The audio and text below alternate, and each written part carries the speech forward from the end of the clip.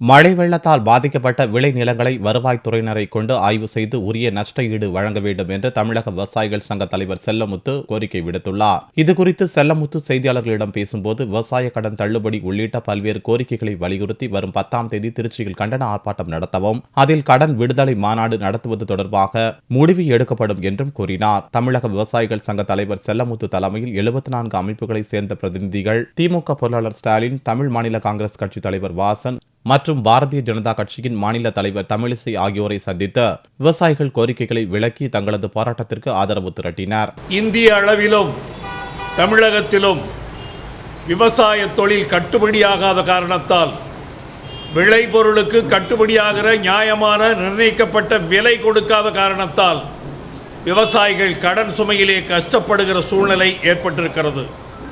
ஏன் கடன் கட்ட முடியாமல் தற்கொலை சாவிலும் கொண்டு போய் விட்டிருக்கிறது. இந்த கடனுக்கு ஒரு நிவாரணம் கிடைக்க வேண்டும் என்கிற அடிப்படையிலே தமிழகத்திலே செயல்பட்டு வருகிற அனைத்து விவசாய சங்கங்களையும் ஒன்றிணைத்து ஒரு கூட்டமைப்பின் மூலமாக ஒரு மிகப்பெரிய கடன் விடுதலை மாநாட்டை நடத்த வேண்டும் என்கிற எண்ணத்தோடு செயல்பட்டு வருகிறோம். விவசாயினுடைய நலன் சார்ந்த இயக்கமாக செயல்பட்டு கொண்டிருக்கிறோம்.